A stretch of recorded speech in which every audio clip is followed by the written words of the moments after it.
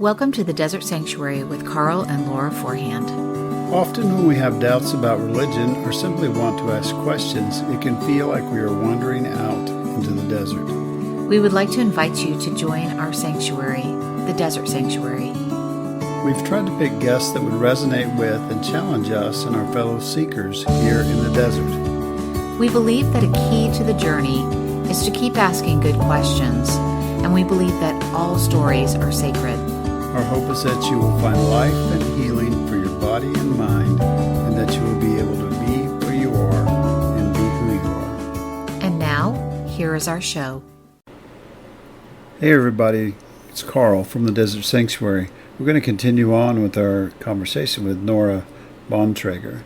And if you haven't listened to the first episode of this, 429, please go back and listen to that first and then continue on. If you've already listened to episode 1, welcome back, and here we go. So we lived in Michigan for a year and a half, and it was great. I feel like our marriage was the best. We were kind of away from all the pain, all the whatever had happened here and our families, it was kind of a getaway for us. And we did the best when we lived there. It's crazy. But the ministers there came to the point where they're like, we don't like what you're doing. We don't like what you're learning and I think something that they told us was their main concern is that we influence their kids.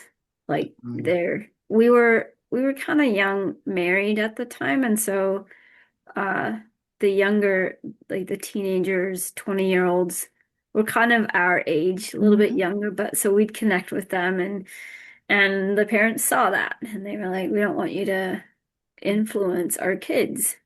So it came to the point where there's a thing that they do when you get baptized, you're supposedly allowed to have a voice, to help vote when the decisions are made, when they decide to, I don't know, change the rules about things or whatever. You don't really get a say, but it looks like you do. Yeah. Or if you say no, then you're one of the bad people, or you're just weird, So you'd never say no. Right. Yeah. Usually. So they told us that we can't vote anymore. And when that happens, that's the first step to being kicked out. And we were like, we are done. There's no coming back from this. So we decided to leave. We moved back here to Indiana and close to where we grew up, and we found a home to rent, and somebody gave us a car, just gifted us a vehicle, and we didn't go back to the Amish church. That's how you leave, is you just don't go to the Amish church. And for me, it took me 7 months to try new clothes, non-Amish clothes. We would go to the non-Amish church. There's kind of quite a few people that left right around the time that we did. We didn't really know them, but there's this one church where everybody went to. When you leave the Amish, you go to this church. Like a halfway house. Yeah. Yeah. Not really a halfway house, because it was pretty, not Mennonite, not those kinds of rules. It wasn't a great church, but it was where everybody kind of went to. And so I would go to church with just my Amish clothes and just for 7 months, until finally I went to the store. I took somebody with me because I was like, I don't know what to buy. I have no idea where to begin. I don't know what to put together. Had no clue.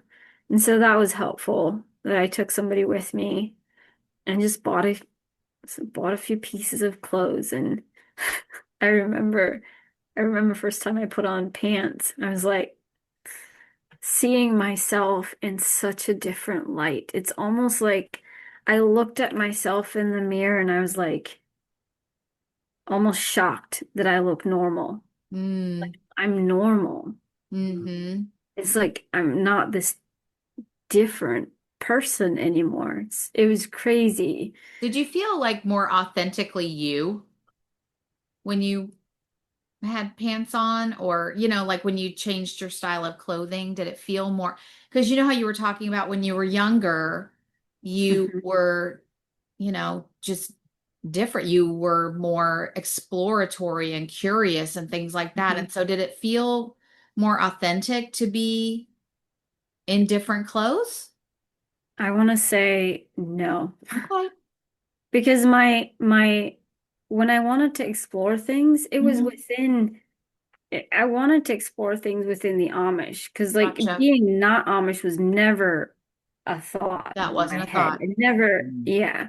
Okay. And so this was so far removed from everything I knew that Mhm. it was almost, I would say, some of those things were almost traumatizing Okay. to like Because you try were to. trying to fit into another system. Mhm. You didn't know what the rules were yet, Mm. right? Yeah. Yeah. It's like, I don't know if this is accurate or not, but the way that I explain it to people or like to explain it is imagine being picked off of this planet and Hmm. just be like plopped into a new one and be like, go figure it out. Yeah. You're great, go figure it out. And it's one of the hardest things Yeah. to Yeah. do. Like, Did you still think that those people are going to have rules too? These other mhm, they're going to be judging me, right? Mm. mhm. Did you have And at that point you're like, I don't know where the rules are. Mm. right? And part of that also was like nobody was I don't want to say nobody because there was still like people telling me what to believe, like in church. There's Yeah. still some of that, but there was way, way less. Like I had to figure out what I want to wear. I had to figure out what I actually believe. Yeah. My beliefs changed, but like what do I believe now? Hmm. Nobody's telling me. Like I Hmm. was Mhm. so used to everybody there's always somebody telling me what to do and what to think and what to say and where to go and where to not go or whatever. Hmm. Yeah. Always, always. Every piece of my life, I looked to somebody to tell me, and all of a sudden it was like, I don't know. That I don't safety net do. was gone, Mhm. I mean, if you want to Yeah, call it, like I use air quotes, safety net, Yeah. because it felt safe, it maybe did in a to, way. yeah, yeah. We study and volunteer for trauma type of things, attachment and trauma network, and some of these things that Mhm. helps Laura in her schooling, and I like learning about things like that. But a lot of times they talk about the trauma and things that have been done to us cause us to have these adverse feelings. We don't want to have those adverse feelings. So Mhm. we don't want to be sad, mad, you know, afraid. And because we don't, we develop defense systems. I mean, those become our beliefs. Hmm. I don't want to be afraid. I don't want to be scared. I don't want to be mad. I don't want to be out of control, and so we then Mhm. submit to those or create new belief systems in a totally new environment. Then what are the rules? Wait, what are the protections here? Yeah, Right? What's yeah, going to keep me in line? What do I need to know? And that must have been frightening. I Mm. mean, it was incredibly frightening. Mm. yeah. And I, at the same time, like having lost everybody I knew. Yeah. I remember, I just remember one day I was still putting my clothes out on a wash line because that's all I knew. I didn't know how to use a dryer. I just took my clothes out. I remember walking out with a handful, like a basket of clothes, and I just felt this overwhelming sense of the world's gonna explode. I Hmm. don't know what's happening. I don't know. I just don't know. I Hmm. just can't know anything right now. And I didn't know what to do with that, Hmm. not knowing, or it just felt like, yeah, the best I can describe it is just I felt like everything's gonna implode on Hmm. me. Hmm. It's Mhm. like incredibly scary. Felt like falling off a cliff or just I don't Yeah. know where I'm gonna land. So how'd And you that's get, not yeah, how'd you go get ahead. through that? That's good. How'd you get through that? How, What are some things that might help someone else to facing something like that where Yeah. we did to a certain extent when we left religion, Christianity, um, it was like an identity crisis. Like, who am I? Yeah. What do I do? What do I like? What do I believe? Like you mentioned Yeah. before. So how did you navigate that? Well, I'd say I can't remember the years where things happened, the exact how many years, but for probably 3 or 4 years, um, we really didn't do anything. Our marriage spiraled. It Mm. was, I feel like we were both just in trauma, just didn't know how to navigate Yeah. Hmm. the massive change Hmm. and still like we were just hurting Hmm. and Hmm. didn't really have people who could walk with us. Hmm. Hmm. Um, but I would say maybe 4 or 5 years into that, I remember one day I was like, you know what? I left the Amish where my pain came from, Mm. and I felt like that's I left all that. And and yet I'm here, I'm still struggling. I'm in so I was feeling depressed. I was a stay-at-home mom at the time, Hmm. had 4 kids, Hmm. and nobody to just really no support at all. Hmm.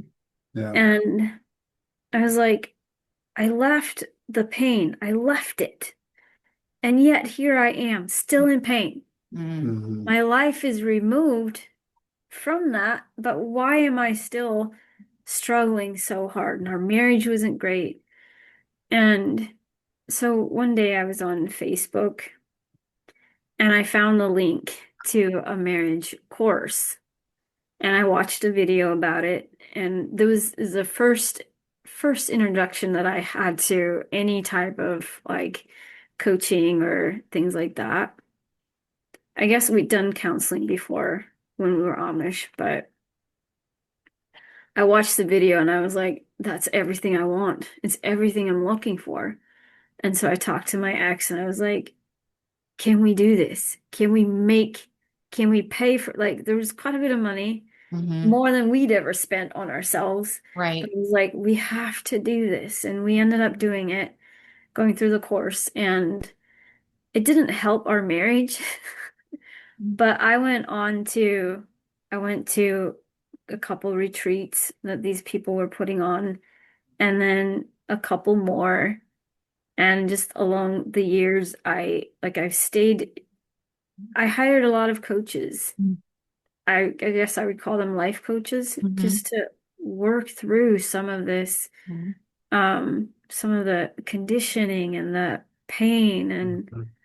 all the things. I guess it's close to probably similar to a therapist, Yeah. but um, and then retreats. I don't hire a whole lot of coaches right now because Hmm. I kind of found my own path. Yeah. There's still a couple retreats that I attend yearly or festivals and things like that to help me with that. And here and there, I will hire somebody to walk Mhm. me through some things. Sure.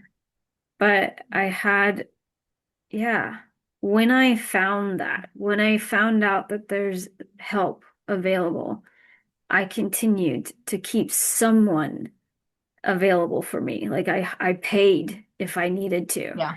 just to have support because I was like, I can't do this on my own. I can't, I don't know how. Just like hold my hand, please. Mhm. Yeah. And throughout that time is when I filed for a divorce. I feel like I kind of think that we left for two different reasons.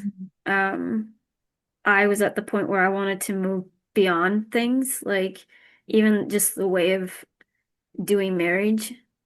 The way that we were taught was the man makes the decisions, and the wife is submissive, and the wife stays home, takes care of the kids, and the man goes to work and comes home and does nothing, Mhm. basically. Hmm. And and yet, like the man gets to make all I mean, like I said, the decisions, and I wasn't really allowed to do anything without his permission or his okay, and things that I should have been able to make the decisions for myself. Right. And so I was ready to move past that and be like, hey, like this isn't working. What can we do? And there's also just a lot of other dysfunction between us. And I think that that was hard for him to kind of let go of that position that he had in our marriage. And yeah, I don't know what he would say. I'd never heard him like I've never heard his version of it, but that's why I decided to leave.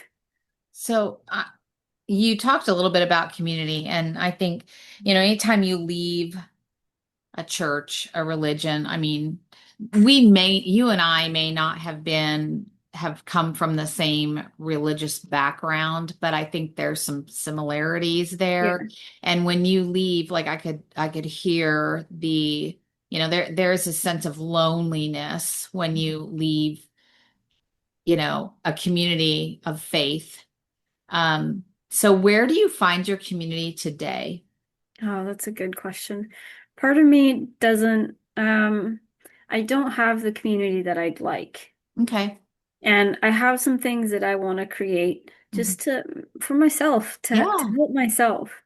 Because so having left the Amish, and then we started a whole new community with church, like Christianity. And then we left that kind of around the time that I filed for a divorce, and it was around 2020, it was back Oh when gosh. everything shut down. Yeah. Yeah. And I was like, I am alone on an island.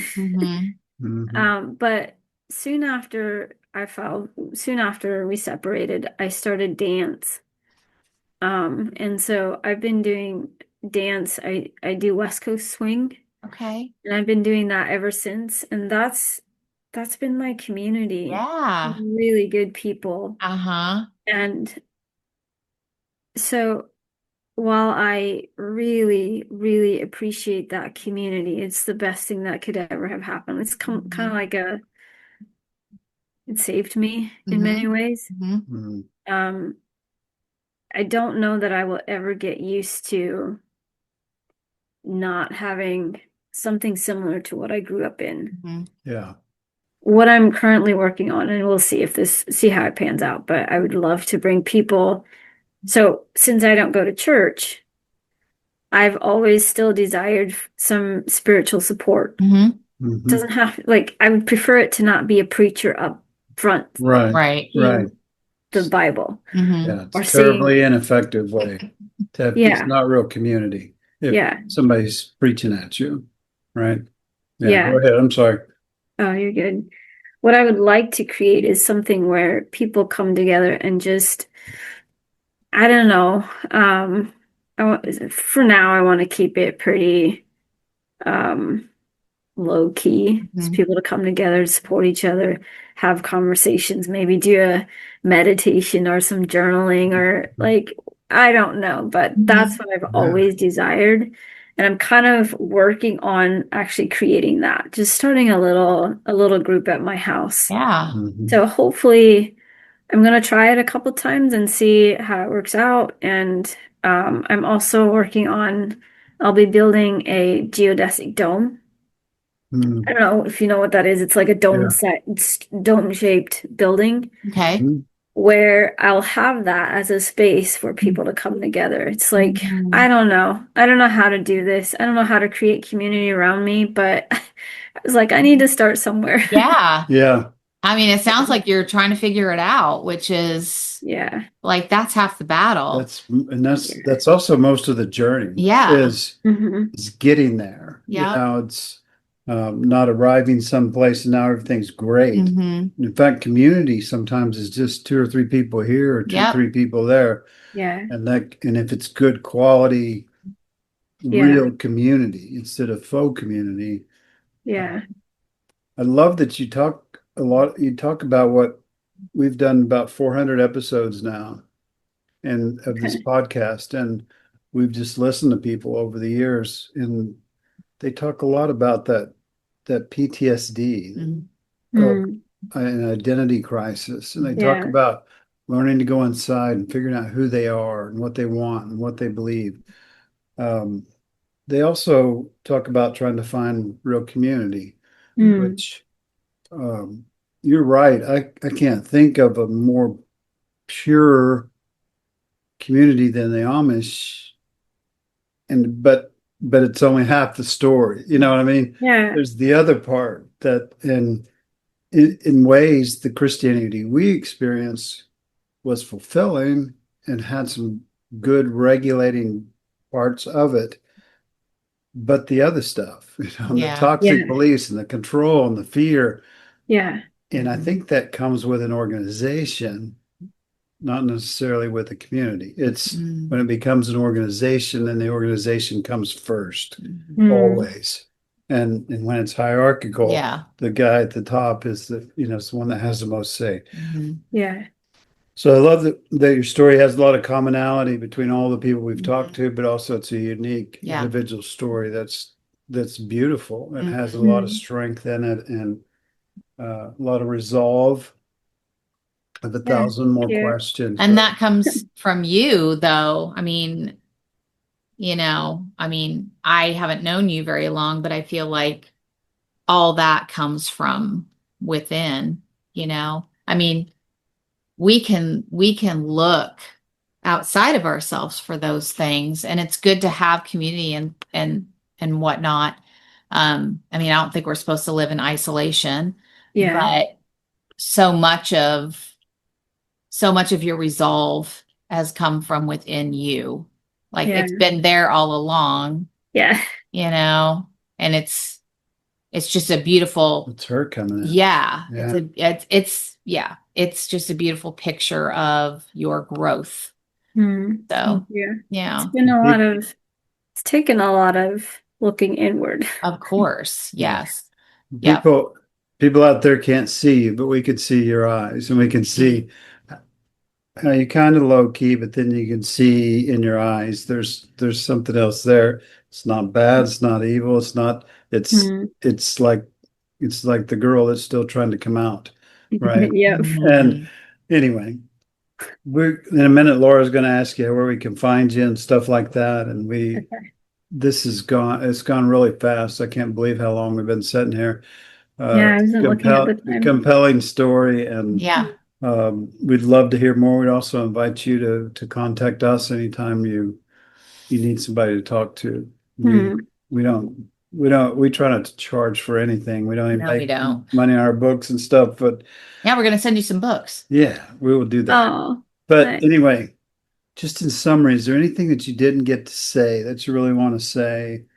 Or if not, then what's your word to the world as far as the desert sanctuary reaches out to the world, as far as it gets?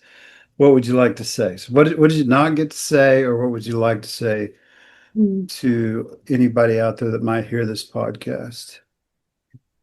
I guess if I think about if there's anything I didn't get to say, there's so much, there's always so much more detail that we could like Sure. go into at any point. But I think that if I had a message for the world, I think about things that have helped me. Um, One is find people. Mm-hmm. Don't try to do it on your own. Mm-hmm. And ask the questions. Like for me, I've had to ask so many questions and still do, just because I didn't have access to the world. I didn't have access. And so I've learned that it's okay to ask questions. Another thing that I frequently look to, a thing that I ask myself is if I want to figure out what path I want to take or a decision that I want to make or like how do I do this one thing? And I have always have a choice of being like, I don't know because I didn't grow up in this world. I didn't grow up in this. I don't have, I'm not educated. So I can look to the world and kind of get a view of what people are doing. I'll give you an example. I was raised the way that I was raised, we wouldn't celebrate Christmas other than get together, eat a meal. And sometimes my grandma would give me a gift. Mm-hmm. Sometimes, very seldom. Like gifts weren't a thing, trees weren't a thing, and things like that. And so I come into this world where everybody puts up a tree. And I'm like, of course I put up a tree because that's what you do. Mm-hmm. And I did that for many years since I've left. And I got to the point where I was like, you know what? If nobody else existed, if I was the only person on this planet, would I put up a tree? I was like, no, that's not, it's for one, it's not been tradition for me. I didn't grow up like that. It didn't have the meaning that I think it does for a lot of people, the memories or whatever. So I was like, I would not put up a tree. And so I was like, okay, why am I putting up a tree then? Because everybody else does. And that's what you do. And I was like, well, if I wouldn't put up a tree, I like decorating, so how would I decorate? And so the last couple of years have just been me exploring what do I want to put in my house as decorations for Christmas. Yeah. And it's been fun. And so I kind of take that with me in anything I do, anything I like kind of want to branch out into. I'm like, if nobody else existed in this world, what would I do? And then trust that and go with that. Good for you. Yeah, I love that you just said that, and I trust that. Yeah. And I trust that because I think that in religion, we are told not to trust ourselves. Yeah. And so It's I a love part of that. authenticity. Yeah. Right? Yeah. It's authentic. And Yeah. I never had tattoos before, but I have 3 now. And one of them is authenticity. The other one's presence. Oh, And I call it being where you are and being who you are. And Yeah. authenticity is being who you are. Yeah. And he's so excited for you. And those are the things that you have to do when you deconstruct, is you have to sit with yourself and you have to say, what would I do? Like not what would everybody tell me I need to do, but what would I do? Yeah. And you know, we say that, we say, you do you, you know, but sometimes we don't always mean that. So I love that you are trusting yourself and that you are doing things on your terms. I think that's where the real healing happens, is when you do that. I agree. Yeah. So final question. So how can people find you? Because it sounds like you've got a lot of ideas. And, you know, I think you're going to do some great things. But how can people find you? Maybe somebody just needs to talk about their journey with you. You know, how can they find you? Well, I don't have anything special. Like, right now, I did do some human design teaching. I don't know if you've heard of human design, but it's something that I've fallen in love with. So I used to do some of that. I teach that, but I'm not currently. I kind of stepped away from that. I still love it, but seasons, yeah. But I would say on Facebook, Instagram, my name is Nora Bontrager.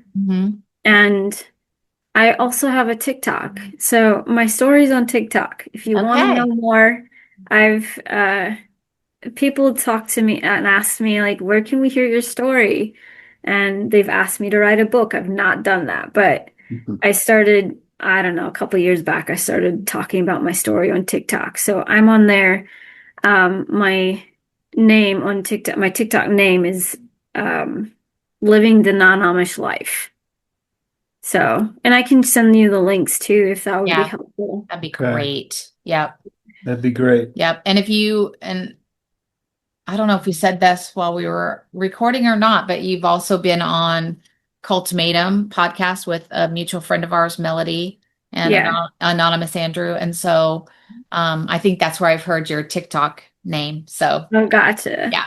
That'd be another great resource to hear some more of your story. So yeah. Well, Nora, we're so grateful that you were able to carve out some time today to talk to us and share your past and your present and your future with us.